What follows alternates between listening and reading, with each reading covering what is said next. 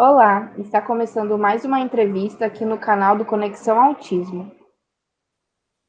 Na entrevista de hoje, vamos falar com Ângela Martini. Ela é psicóloga clínica, especialista em psicopedagogia clínica e institucional, com capacitação em transtorno do espectro autista pelo Ministério da Saúde. E atualmente é membro e supervisora associada ao Instituto de Estudos Psicanalíticos de Ribeirão Preto. Atua em seu consultório particular como psicóloga institucional e como psicóloga institucional na AMA, Associação de Amigos do Autista de Ribeirão Preto. Seja bem-vinda, Ângela. Obrigada, Isabela. Obrigada, Laura. Obrigada pelo convite. E eu finalizei agora, meninas, esse ano, uma pós-graduação, né, pelo CBI of Miami em autismo. Então, acabei de finalizar uma pós aí, né, e sou especialista também em TEA. Ângela, nesse momento, né, de pandemia global, que pegou todo nós de surpresa, e principalmente as pessoas com autismo, a gente gostaria de entender, né, como que foi para o autista, né, esse momento tão difícil, como que funciona o cérebro do autista? Uhum. A pergunta de vocês é uma pergunta importante, né? Mas ela também é bem complexa, né? Responder como funciona, né, o cérebro do autista, na verdade, vem tendo os estudos e mais estudos, né, na área da neurologia, né, da genética, até para tentar desvendar aí um pouco esse mistério, né, de como realmente funciona, né, e até mesmo as causas e tudo mais. O que que a gente vê, né, que não tem um autista igual ao outro, né, por isso a mudança aí, né, do DSM-5, né, para transtorno do espectro autista.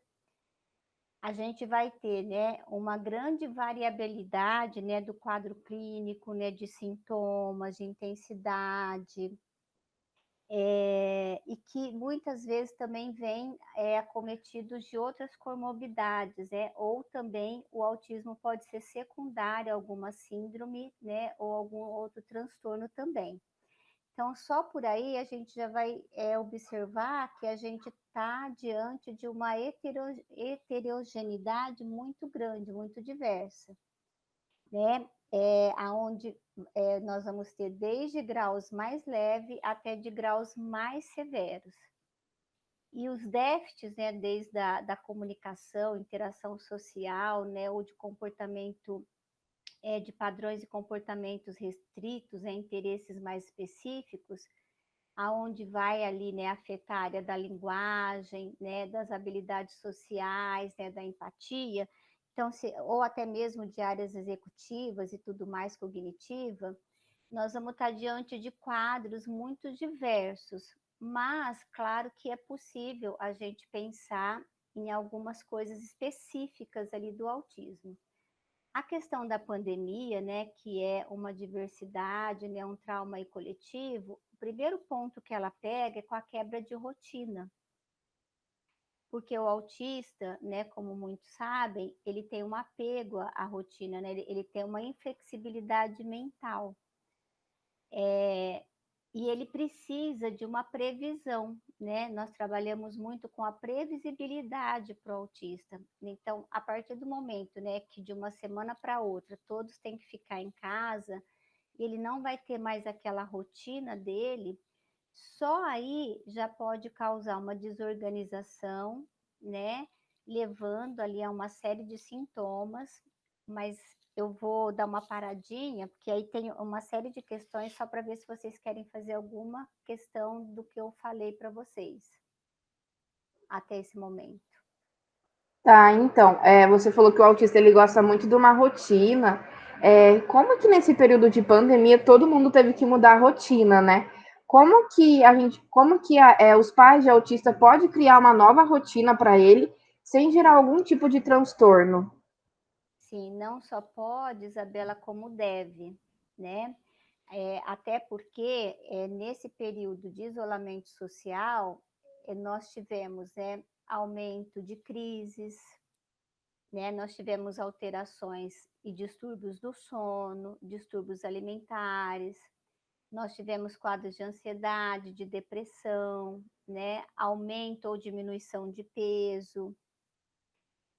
Embora também nós tivemos casos de autistas que ficaram bem. Por que eles ficaram bem, né? Principalmente aqueles que já têm uma maior dificuldade ali na interação social e que ele se sente bem dentro da sua casa. Então, vamos pensar que ele estava ali numa zona de conforto, tá? Isso não quer dizer que com o passar dos meses ele não foi se entediando também, né? Mas então nós tivemos aí aumento de estereotipias, né? Crises agressivas, auto e heteroagressivas, tá? Então, criar uma rotina para ele, uma nova rotina mesmo que dentro do lar é fundamental, né? Para poder estabelecer um pouco dessa organização e dessa estrutura para o autista.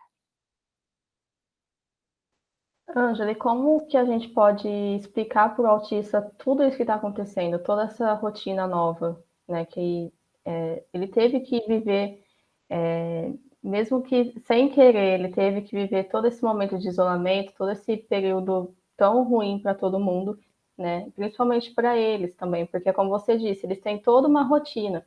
E então muitos pais não sabiam nem como explicar para o filho, né, para o autista, o que estava acontecendo. Como que foi isso? Como que as pessoas podem ajudar o autista nessa questão, né, de explicar para ele? O primeiro ponto é sempre os adultos, né, os cuidadores do autista, também fazer uma autoavaliação. Como foi algo que afetou a todos nós, né? Ele trouxe um impacto para todos nós. Como que aquele adulto, ele está lidando com aquela situação? Quais os sentimentos ali, os pensamentos, né? Como é que ele próprio está administrando? Porque o autista, ele tem uma autossensibilidade, né? Ele é bastante sensorial, então ele capta esses movimentos do ambiente. Muitas pessoas não gostam de falar a verdade para as crianças, né? E principalmente às vezes quando é uma criança ou adolescente ou um adulto com alguma deficiência. Mas eles sabem o que está acontecendo, né? Porque eles observam muito o ambiente. Então, eles estão escutando ali, né, o telejornal que a família está ouvindo, eles estão escutando a conversa que a família está tendo. Falar a verdade é sempre o melhor caminho. Agora, como que isso vai ser contado, vai depender do nível de compreensão, né, de cada um deles. Porque tem alguns que são mais visuais, então você vai ter que fazer talvez algum desenho, algum jogo, né? Aqueles que gostam dos eletrônicos disponibilizaram, né? Aí vários desenhinhos, né? Específico ali para a criança poder entender o que estava acontecendo ali com a questão do coronavírus. É sempre melhor de uma forma lúdica, num conteúdo mais simples, sem um discurso longo, de uma forma mais objetiva e concreta possível para o autista, né? Quanto mais concreto, melhor para ele. E de uma forma palatável, sem assustar muito, né? Porque teve algumas famílias que eu acompanhei que falaram de forma muito amedrontadora também, né? E nós tivemos, né, autistas, tivemos famílias que tiveram Covid. Então, quando essa criança tem que ir para o hospital, tem que ir para o médico, né? Então, se fala que é um vírus que vai matar, essa criança vai ficar muito apavorada, ela vai ficar muito assustada, né? Então, esse conteúdo, ele tem que ser algo mais digestivo, palatável para ele, né? Que tem um vírus, né? Eu gosto de falar o nome correto, né? Tem um bichinho lá fora, a gente não consegue ver, mas que nesse momento a gente precisa ficar em casa para a gente ficar protegido.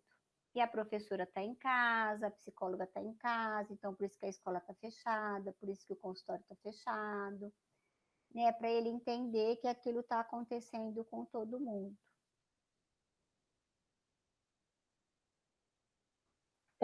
Ângela, a gente sabe que são muitos os tipos de autismo, né? Mas no geral, assim, você acha que a pandemia ela afetou na evolução do autista, no tratamento ou algo assim? Eu só vou fazer uma correção, né? Hoje a gente não fala assim vários tipos de autismo, né? Desde o DSM-5, né? Hoje eles ficaram ali numa única categoria, por isso que tem a questão do espectro, né? Tanto é que algumas formas que se considerava autismo saiu, né? Ali daquela categoria. O que a gente fala hoje são nos níveis, né, do autismo e nessa variabilidade que eu trouxe para vocês do quadro clínico, tá? Olha, na maioria dos casos, afetou sim, tá? Afetou porque trouxe toda essa desorganização, né? E a família, que tinha todo um apoio da escola, das instituições, das terapias, elas se viram também sozinhas nessa tarefa e 24 horas ali com aquela criança e com aquele adolescente, né? O que foi preconizado era para que a gente tentasse minimizar esse impacto e esse risco, né, no desenvolvimento deles. Então, cada instituição ela criou formas e maneiras, assim como as clínicas, né, ou particulares ou de convênio, para que essa criança, essa família não ficassem desassistidas, oferecendo atendimento online. Quando a criança, o adolescente ou o adulto, ele tem essa condição, ele faz, né, a sua própria terapia. Quando ele não tem, os pais são orientados de como fazer o manejo com eles, né? Para que a gente minimize isso, né? Mas algum impacto, né? Com certeza nós vamos ver sim. Ângela, e como que a gente pode ajudar o autista a melhorar, a ficar bem nesse momento de pandemia, né, de isolamento social? Tem alguma atividade que vocês indicam? Tem algum meio assim para a gente fazer no dia a dia para ajudar o autista? O principal no primeiro momento, é criar essa rotina, criar uma higiene do sono, né? Porque muitos alteraram esse sono. Cuidar dessa alimentação, que já é um complicador, né? Muitos autistas são seletivos, a gente observou também muito aumento de peso, né, nesse período. Então, cuidar que a ansiedade, né, ela pode levar, né, a ingesta maior calórica ali. Criar pequenos ambientes de exercício, né? E agora que a gente está aí, né, numa fase que já os parques estão abertos, né? As crianças levar para uma caminhada, né? Aquelas que conseguem ter equilíbrio, que andam de bicicleta, claro, não esquecendo dos cuidados, né? Do uso da máscara. Nem todos conseguem usar máscara também, né? Mas então mantendo um distanciamento e tentando ampliar o interesse deles, porque um dos pontos que mais foi observado foi um uso maior ainda dos aparelhos eletrônicos. Então, eles já têm o interesse, né, a maioria deles, pelos eletrônicos, né? Então, o uso de celular foi uma das maiores queixas das famílias, né, que não consegue tirar a criança do celular e a tentativa da família em tirá-lo, eles ficam agitados, impulsivos, agressivos, né, porque eles não toleram muito a frustração e a família não consegue negociar.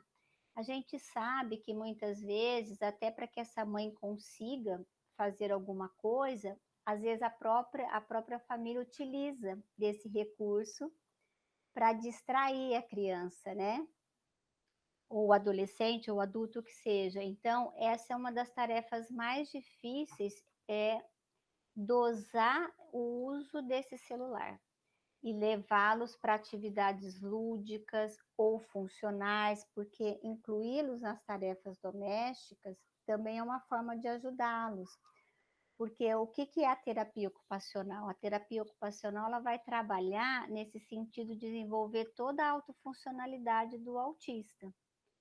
né? Então, dentro de casa é um ambiente super favorecedor em pequenas tarefas do dia a dia para esse trabalho, para as atividades da vida diária. E os pais também, né, de autistas, eles precisam também ter um certo apoio, principalmente em isolamento social, né? Porque sem esse apoio, como que eles vão também ajudar a pessoa com autismo, né? É importante Sim, a a família se saúde, cuidar. a saúde mental. Sim, a saúde mental dos pais, né, é o principal ponto, viu, Laura? E a gente precisa lembrar, né, que toda a literatura, ela já mostra que de todas as deficiências que existem, o autismo é o que maior causa impacto para a família. Ele vai causar impacto da ordem emocional, social e econômica. Então, esses pais, já com as escolas, com as instituições, com as terapias, eles já viviam um grande estresse. Então, imagina eles ali 24 horas, né, com a criança em casa, né? Então, o estresse da família também foi muito alto durante esse período da pandemia. Só que um adulto que ele não tiver estruturado, organizado, né, que ele não conseguisse conter ali também nas suas emoções, na verdade isso intensifica, não causa, tá? Não vai causar desorganização da criança, do adolescente ou do adulto, mas vai intensificar, porque ele vai precisar de um adulto em condições de acolhê-lo. Então, por isso que a família, ela precisa ser acompanhada, ela precisa ter o apoio psicológico, ela não pode nem deve ser julgada, né? Porque é muito difícil para as mães, principalmente, né? Que acabam sendo as principais cuidadoras. Ângela, eu acho que é bem importante a base, não só para o autista, né, mas também para a família. Então, ele ter um apoio ali, né? Se ele precisar até mesmo de um escape, ele ter ali. Você acha que nesse período de pandemia houve regressão da parte dos pais? Eu não diria uma regressão, tá? Porque, assim, para a gente fazer essa avaliação, inclusive eu estava até conversando outro dia com uma mãe que estava muito desesperada porque ela achava que o filho adolescente tinha regredido. Mas aí eu atendi o garoto, né? Fiz algumas pequenas perguntas ali para avaliá-lo. Na verdade, ele estava em crise, né? Não regredido, ele não estava regredindo.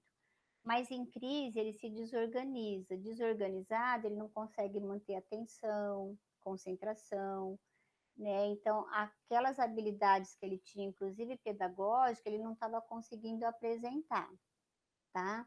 Então, a gente não dá para dizer se a família regrediu ou não, até porque a gente também teve casos, gente, assim, que as famílias se sentiram mais juntas, né? O casal apoiando mais um ao outro, que a criança também se acalmou, porque às vezes estavam cansados, muitas terapias, né? Porque eles fazem muita coisa. A própria mãe também se cansa muito.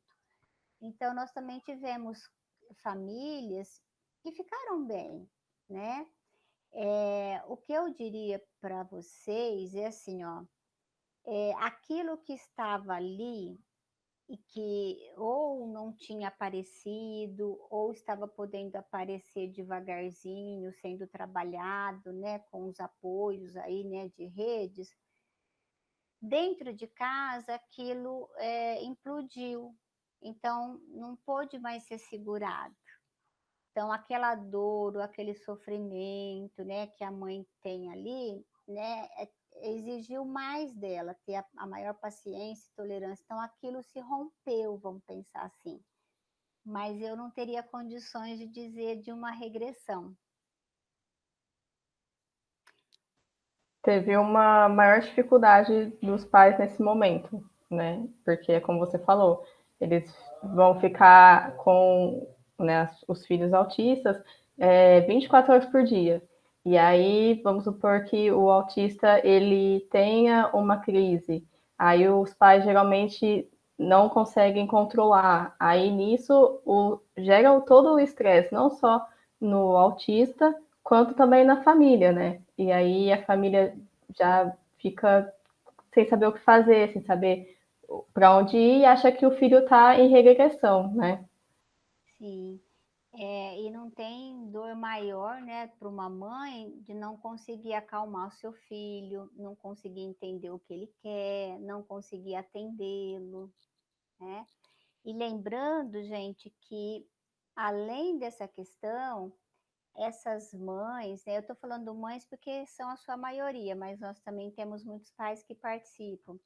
Elas tiveram que dar conta de aulas online, né, tanto da escola regular quanto da instituição, das terapias, em fazer as atividades pedagógicas com os seus filhos, né, ter que lidar com plataformas digitais, muitas não tinham habilidades ou não conheciam.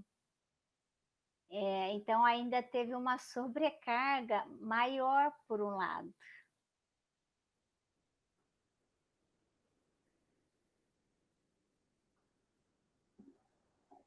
Realmente, acho que sobrecarregou todo mundo, né? Principalmente nesses casos. E, Ângela, que conselho que você dá para a mãe ou até mesmo para o pai lidar com a ansiedade do filho autista nesse período de isolamento social?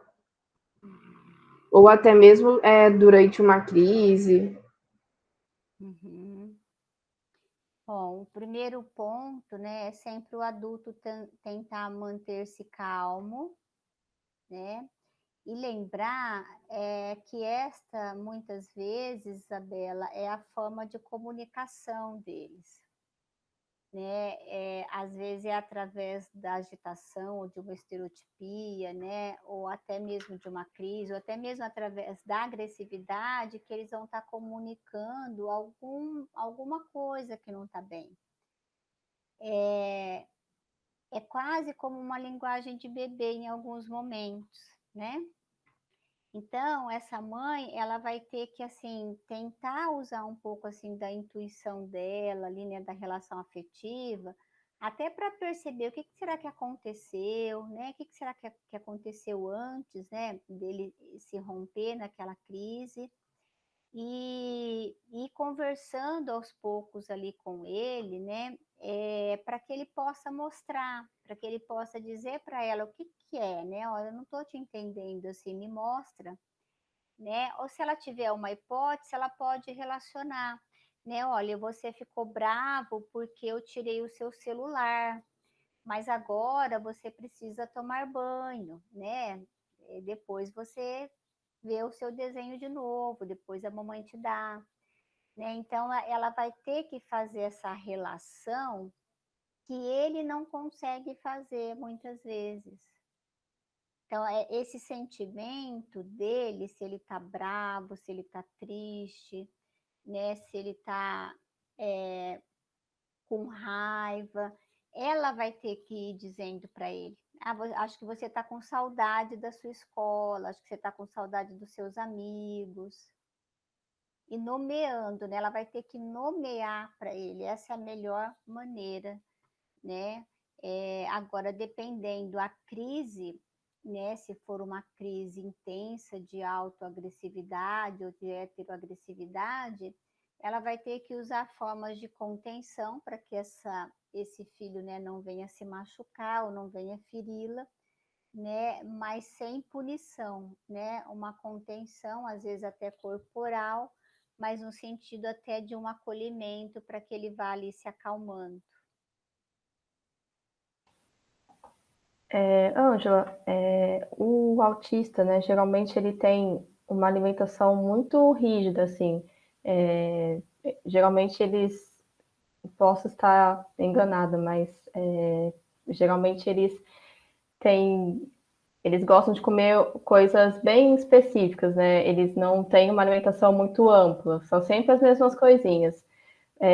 Você teve algum caso de autismo que teve essa alteração de alimentação na pandemia, que teve dificuldade em comer diariamente, assim, como fazia antes? A pandemia, ela gerou essa dificuldade também na alimentação do autista?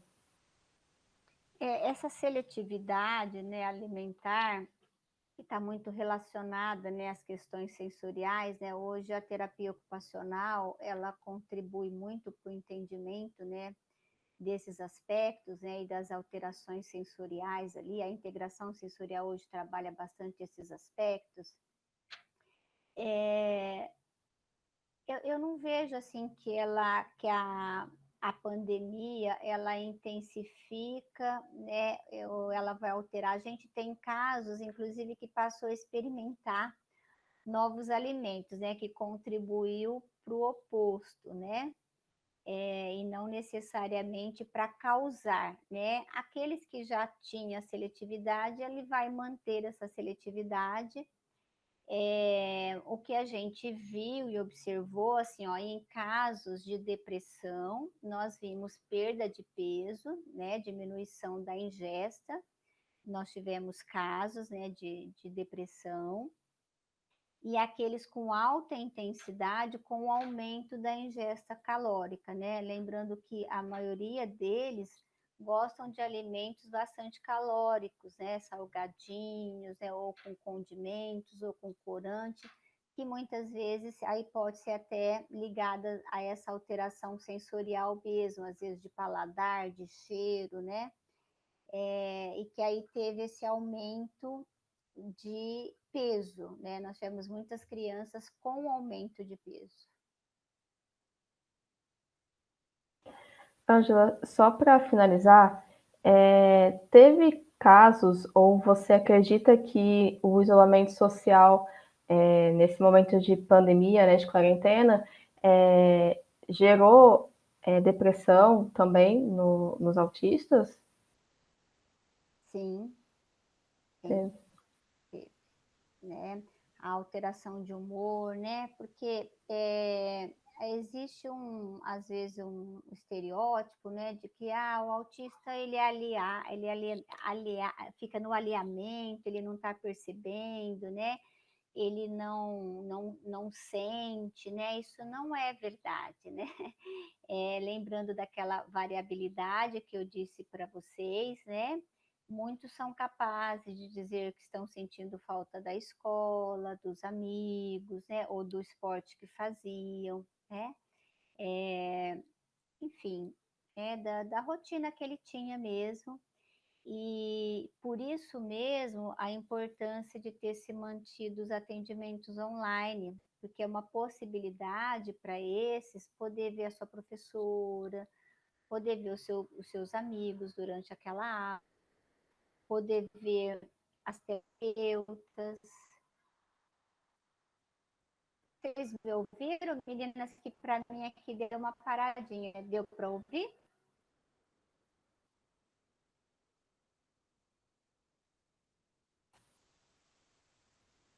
Para mim, sim.